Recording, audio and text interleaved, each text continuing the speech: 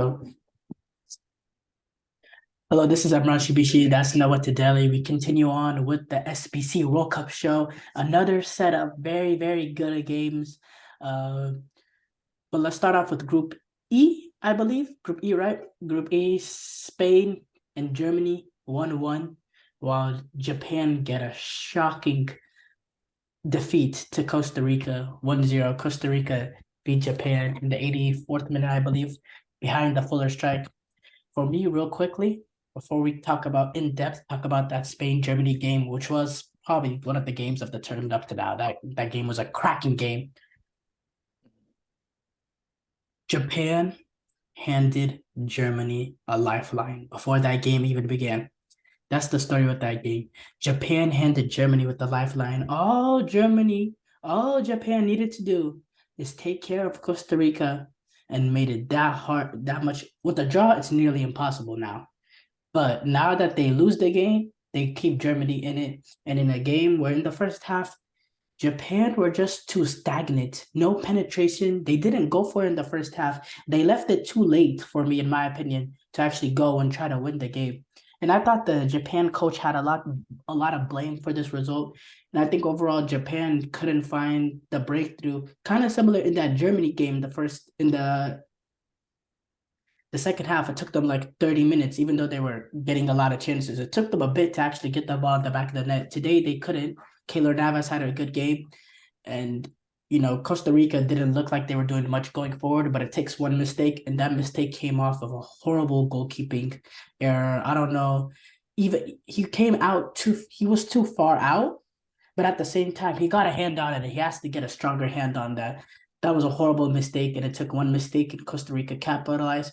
But kudos to Costa Rica, losing a game 7-0 and then being able to come back and put out that type of performance. And they stay alive in this World Cup. They get all 3 points. And hey, they have just as a chance as any of the other CONCACAF teams to move on with 3 points. So good for Costa Rica. Yeah, it really is shocking for Japan to lose just because of the position they were in. Maybe they were looking past Costa Rica because Costa Rica went out so badly against Spain, but they just didn't play as well as they could have. They just came in lackluster, and I think they paid for it. And with Costa Rica, they stay alive, shockingly, and now they play a Spanish team Germany. that didn't. Oh, Germany. They play a German team that needs 3 points to get to the next round, and all Costa Rica needs is possibly a draw, and Spain just can't Nah, take nah, nah, care. nah. I don't think a draw gets. Oh, Yeah, actually, a draw will get them in if Spain beat Japan and keep Japan. Japan at 3 points. Yeah, I didn't think of that. I didn't yeah, think of that. Yeah, you're right, uh, actually. yeah. Because all you think about is like goal difference with the way they went down against Spain. But Yeah, if they only need a draw if Spain could beat Japan. Um, okay. Well, let's talk about real quick that not real quick that Germany Spain in game. depth. Electric game. I thought the first half it was a very up and down. Spain controlled possession, but once Germany got the ball, it was full go. And I really enjoyed how the first half went. I thought both teams had their chances, and both teams um, could have opened up the deadlock. I think they were unlucky, Germany, on that set piece opportunity. Rudiger was a hair off sides. But I thought it was a good attacking game. You could tell how Germany wanted to play in transition in that first half, and Spain wanted to find a way to break them down, just like how Spain always does. But then the second half, you could tell that the urgency from Germany was higher, especially when you saw how they started pressing right away in the start of the second half. They knew that they needed to get a result, and that press kind of rattled Spain, in my opinion.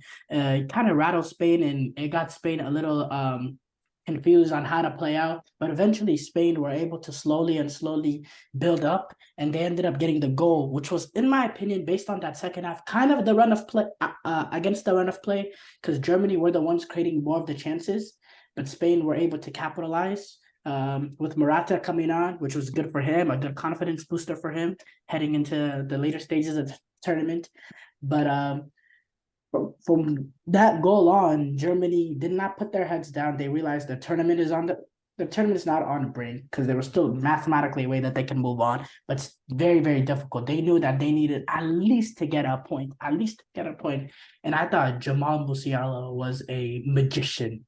I mean, what a like for how old is he? 18, 19. He is so gifted. I mean, the ball control all throughout the game was absolutely phenomenal. I thought he was the best youngster on the pitch, which says a lot when you're playing opposite of Pedri, Xavi.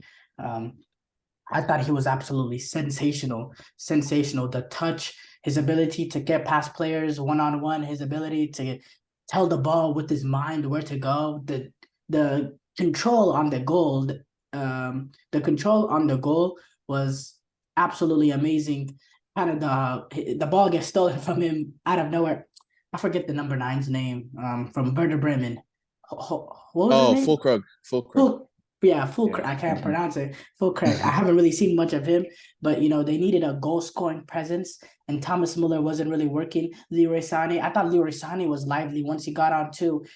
Had some combinations of 1-2s at the end. Could have won it on the break. That's what Leroy Sané brings. That's what Leroy Sané brings. That's why I was surprised that he didn't play. I thought he brought more in these 20 minutes than some of the other players like Gnabry or Muller brought throughout the 70. Like I thought Sane was, yes, he was playing against tired legs, but I thought Sane was great.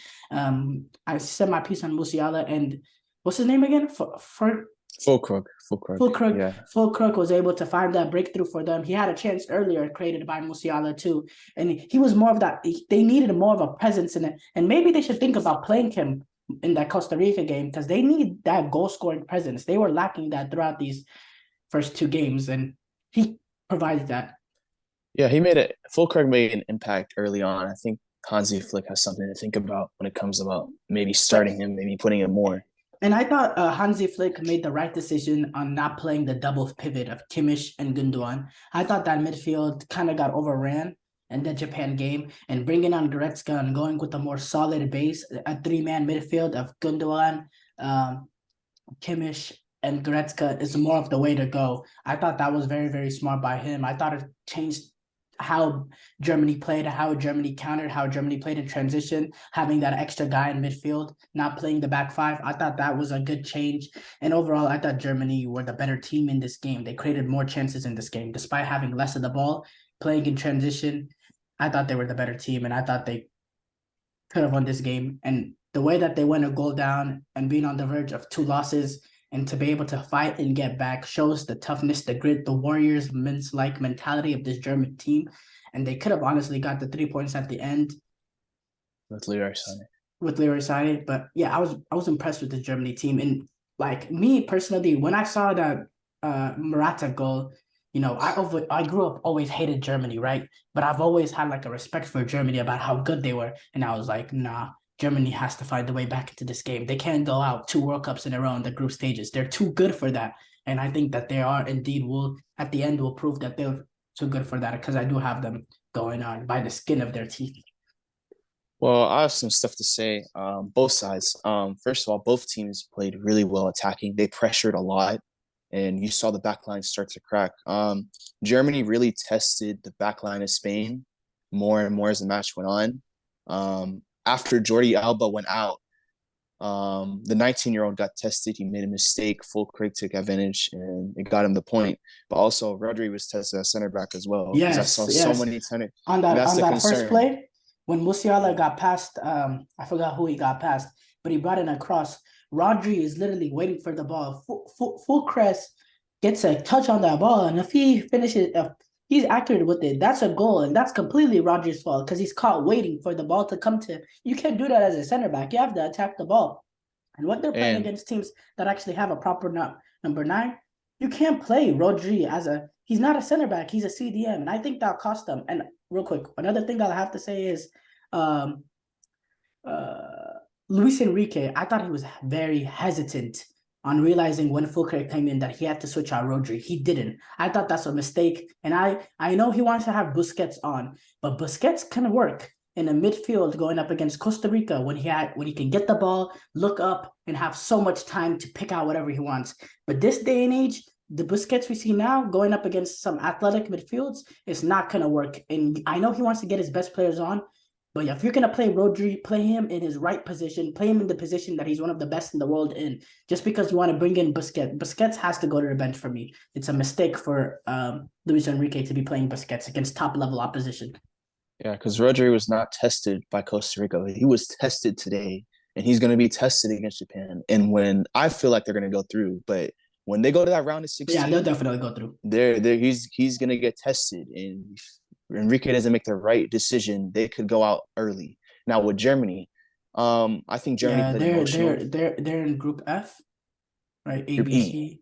They're in Group E, A yeah, B C D E F. So they play Group F. They could potentially play Belgium. yeah. And with Germany, I think they played well. I think Raum, left back, was a good positive to Yeah, see. He played really well, which is good for Germany. I think bringing on Fulkrug was the attacking presence you need. But I have a concern in the back because Hansi Flick, he played Sule against Japan at the right back. It did not go well. He played Sule today. Sule got beat by Morata that caused the goal. I haven't liked how Sule's played this tournament. So I think he's gonna have to pick it up if they just want to like be stable back there because Rudiger is playing well, but Sule just needs to limit the yeah, I know. mistakes. So it's gonna Mhm. cost them. Yeah, at least he didn't play Sule at right back. I thought Kara was shaky too. They do have a right back issue because I thought Kara was shaky. He Yeah. had a little rash play in the first half that got him a yellow. I thought he was a little bit Mm-hmm. shaky. In second half though, I thought he did well, and I thought the Germany back line defended as well in transition, good as a whole, despite the fact that they were pressing up so intensely. Besides that one mistake you said Sule made on that Morata goal. So yeah, I mean, look, the the big result though for Germany is not that the fact that they got the point, is that Japan dropped all of their points against Costa Rica, and Japan literally, despite what they did, the two goals, the magnificence and how they upsetted Germany, just handed a lifeline to them, and I think Germany's going to take advantage of that lifeline because it really comes down to, look, I think Germany has more than enough quality to get all 3 points. To get all 3 points against Costa Rica, even if Costa Rica is going to pack in and play for that draw and hope that Spain beat Japan, I think Germany is going to get the 3 points against Costa Rica. And it comes down to the Spain Japan game. And I don't know. I mean, look, I'm not counting out Japan, but I don't see them getting all 3 points. So I see that either finishing as a win for Spain or a draw for Spain, or a draw maybe. But if it's a win for Spain and Germany win, they move on. If it's a draw, then it really comes down to goal differential. It comes down to how much that they can beat Costa Rica. And I think the goal differential difference between Germany and Japan is negative, is only like 2 goals. So it's not It's really that. minimal. Yeah. Yeah, it's very minimal. So Germany is gonna just have to cover that against Costa Rica, which I think they'll be able to. So even if it's a draw or a win for Spain, I think Germany is gonna move on. I think so too. Japan, all they had to do was beat Costa Rica, and they would have put Even a pressure on. even a point, even a point could have helped them. A point would give them flexibility, wouldn't make them rely on goal differential. If they Yeah, couldn't even get a point, no, I think Japan squandered it. You can't lose yeah, to Costa Rica. For me, yeah. Spain's gonna win the group, and Germany moves on. That's same. And honestly, Germany were the better team in both games too. In my opinion, I think they were the better team in both games. So I think this is kind of like justice for them, kind of. Maybe, but Germany had to pay for the situation at the right back and center back against Japan because it just cost them. That's true. Yeah. All right, so very interesting games in Group E and F. I mean Group E, and we're looking forward to the third set of group stage games. It's gonna be very good.